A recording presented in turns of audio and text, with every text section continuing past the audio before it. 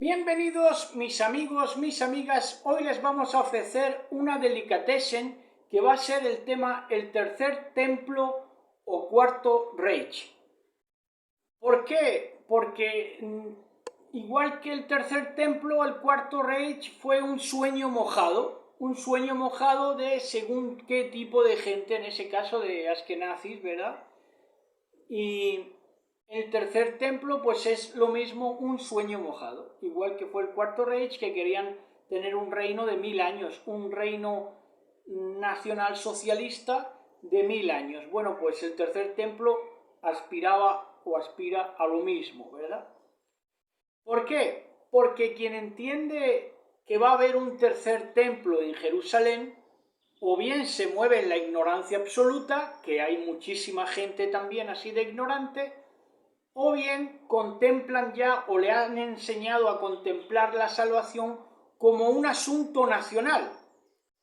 Ya lejos han quedado aquellos tiempos en los que el cristianismo decía que la salvación es personal. No, ya lo que hoy es en el judeocristianismo, disfrazado de mesianismo en este siglo, es que la salvación es nacional, la salvación es un asunto nacional. Ahora, ¿cómo han llegado a tamaña desviación? Pues eso es lo que vamos a estar viendo. Para empezar, vamos a ver Ezequiel 18 y vamos a hacer un especial hincapié a el verso 30. Ezequiel 18. El libro de Ezequiel, capítulo 18, es largo, pero no pierdan el hilo porque va a ser un mensaje esclarecedor y edificante. Dice el capítulo 18 del libro de Ezequiel: Luego recibí otro mensaje de Yahweh. ¿Por qué citan ustedes ese proverbio acerca de la tierra de Israel que dice: los padres comieron uvas agrias, pero la boca de sus hijos se frunce por el sabor? Tan cierto como que yo vivo, dice el Señor soberano, que dejarán de citar ese proverbio en Israel, pues todos los seres humanos son míos para juzgar, los padres y los hijos por igual. Esta es mi regla: la persona que peque es la que morirá. Está hablando de un asunto individual, qué duda cabe. Supongamos que cierto hombre es recto y hace lo que es justo y correcto. No participa en los banquetes que se ofrecen en los montes ante los ídolos de Israel, ni les rinde culto, no comete adulterio ni tiene relaciones sexuales con una mujer durante su periodo menstrual. Esto es otra clave, porque los que cogían a las mujeres menstruosas son los vigilantes, los demonios de toda la vida. Es un acreedor compasivo, no se queda con objetos entregados en garantía por deudores pobres, no les roba a los pobres, más bien les da a comer a los hambrientos y les da ropa a los necesitados, presta dinero sin cobrar interés. Atención, a ver, ¿quién puso de moda la usura? Se mantiene lejos de la injusticia, es honesto e imparcial a juzgar a otros.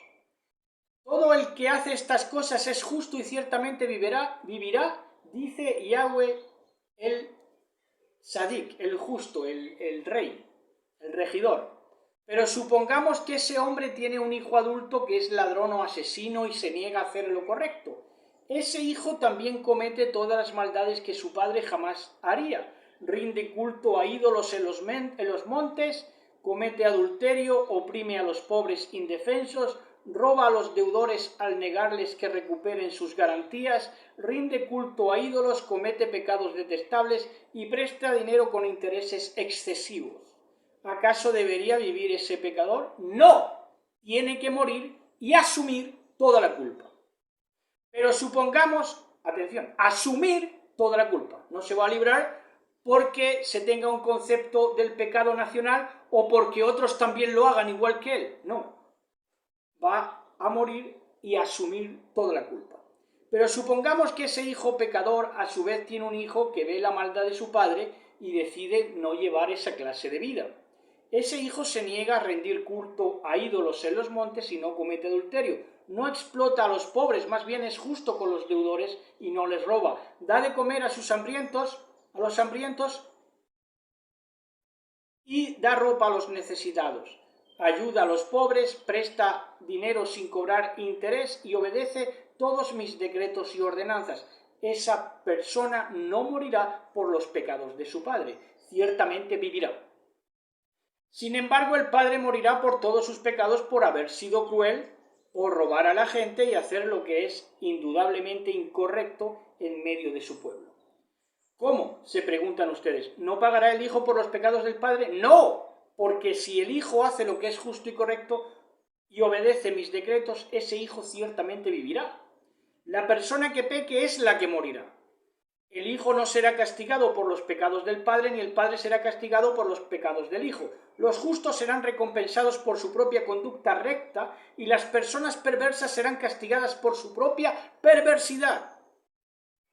Ahora bien, si los perversos abandonan sus pecados y comienzan a obedecer mis decretos y a hacer lo que es justo y correcto, ciertamente vivirán y no morirán.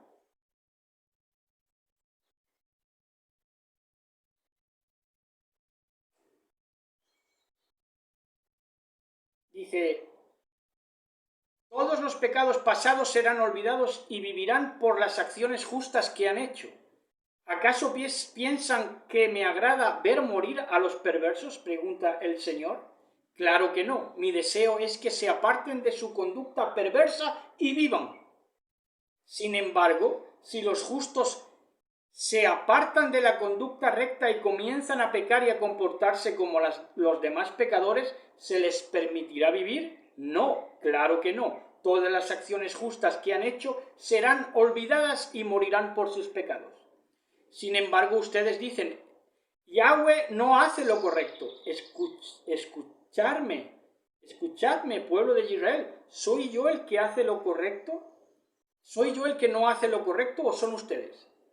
Cuando los justos abandonen su conducta justa y comiencen a cometer pecados, morirán por eso. Sí, morirán por sus acciones pecaminosas.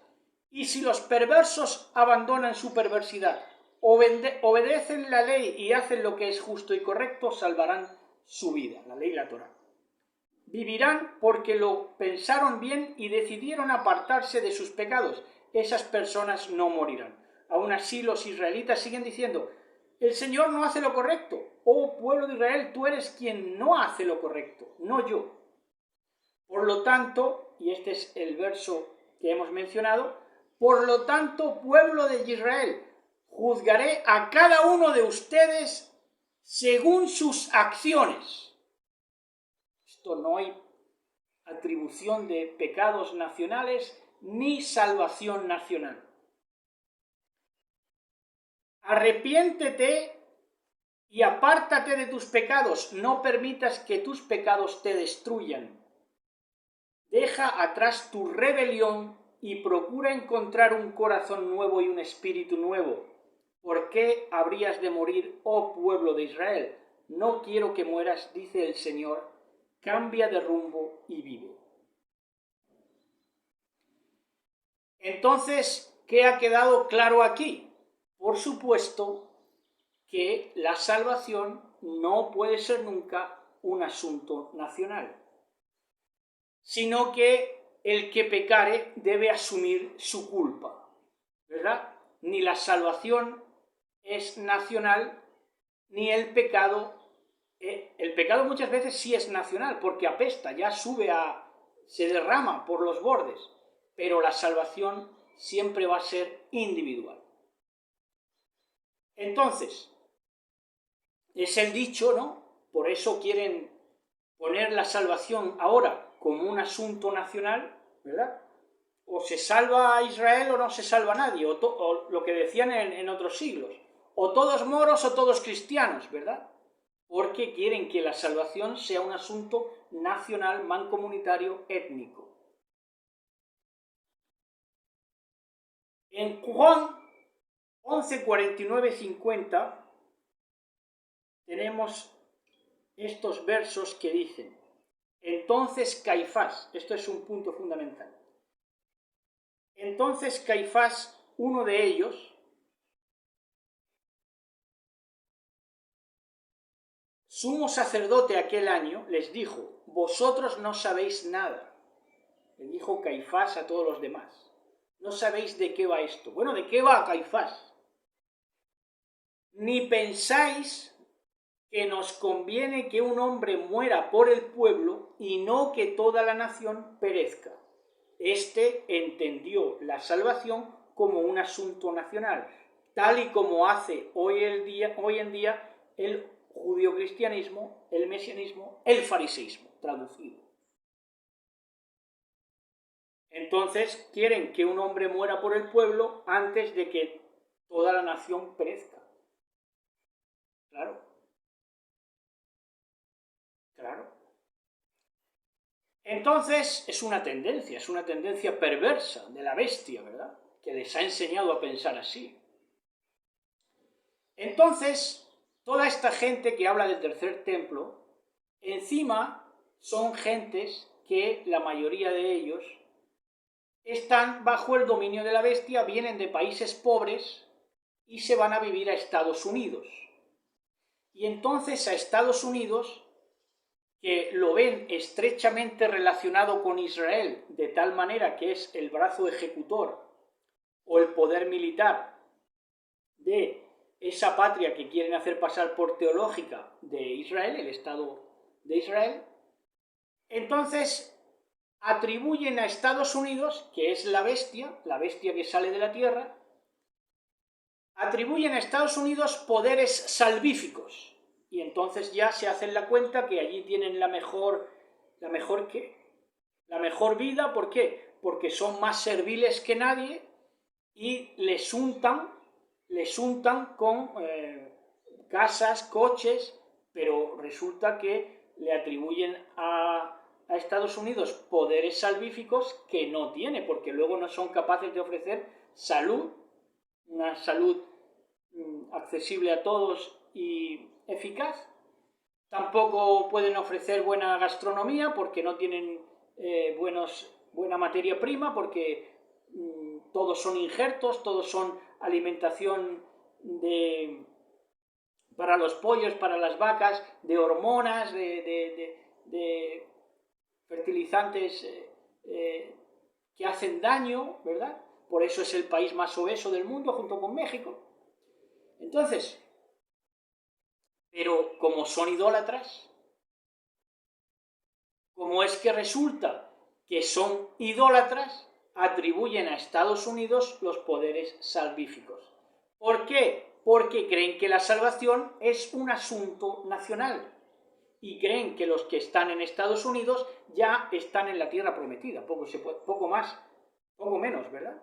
Ya de Estados Unidos se van a Israel y chupar el miel de la peña, ya les queda. Claro, están todos engañados, se creen que la salvación es un asunto nacional. Y como se ponen supuestamente del lado del más fuerte, que es un suponer malo, errado, pues creen que van a salir ganando. Pero vamos a ver cómo es la cosa. Resulta que en Salmos 27,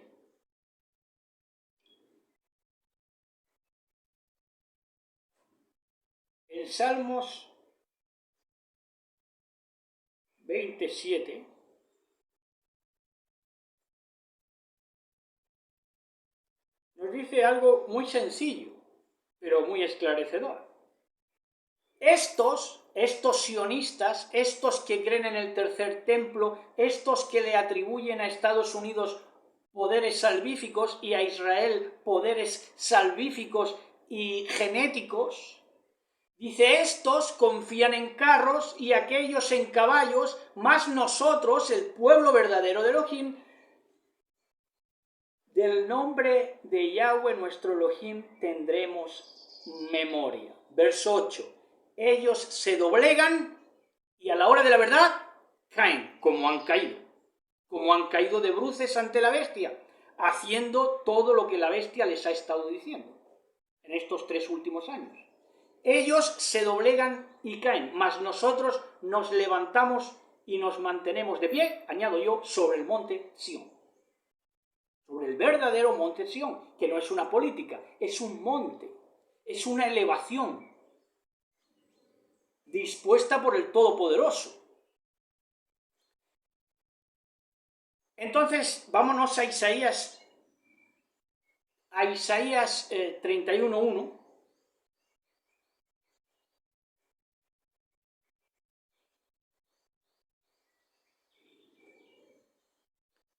Que dice así, dice, ¿ay de los que descienden a Egipto o de los que descienden a Estados Unidos buscando providencia, provisión, salvación, sustituto de Elohim?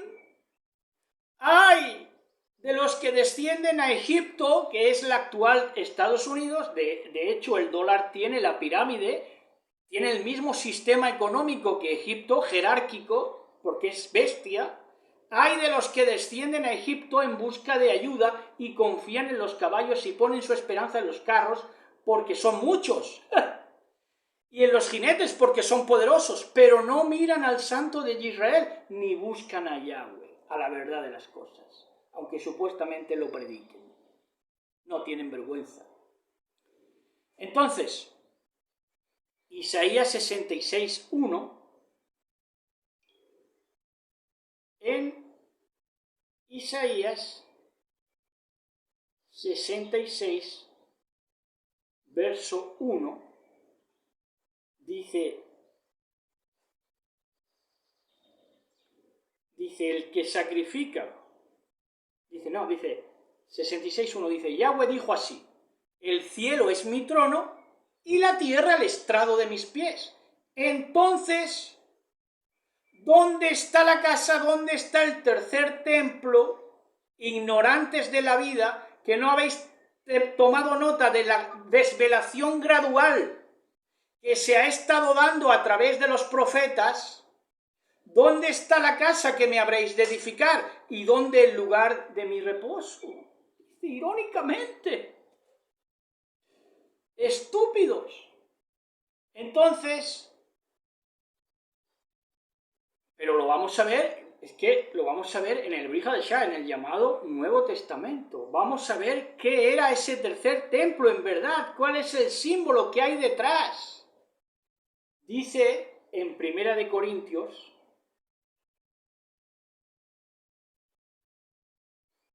en Primera de Corintios 6:19,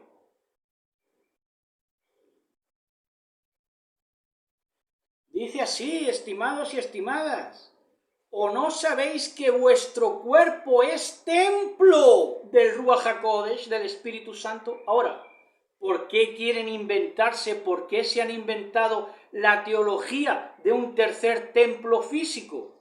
Porque ese templo físico les hubiera eximido de las responsabilidades que tienen como seres humanos. Pero tienen que pagar su culpa. ¿Su culpa de qué? De haber profanado el templo que es el cuerpo humano. ¿O no sabéis que vuestro cuerpo es templo del Espíritu Santo del Ruach HaKodesh, que está en vosotros, el que tenéis de Elohim y que no sois vuestros? Entonces, ¿cuál es el tercer templo desvelado en las Escrituras? El cuerpo, que lo han profanado, viendo que la salvación era nacional y queriendo exonerarse, escondiéndose detrás de proyectos políticos. Entonces, Lucas 21:5-9, vamos a ir acabando ya, Lucas 21:5-9,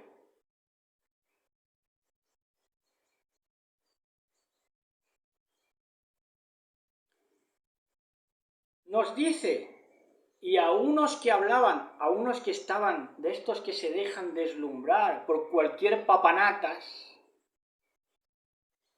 dice,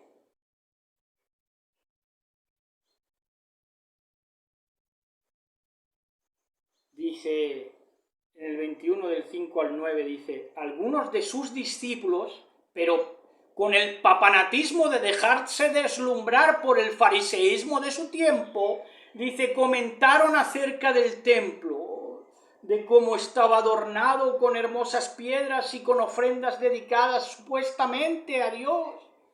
Pero Yahshua dijo, en cuanto a todo esto que ven ustedes, llegará el día que no quedará piedra sobre piedra, todo será derribado. Maestro, le preguntaron, ¿cuándo sucederá esto y cuál será la señal de que está a punto de suceder? Tengan cuidado, no se dejen engañar.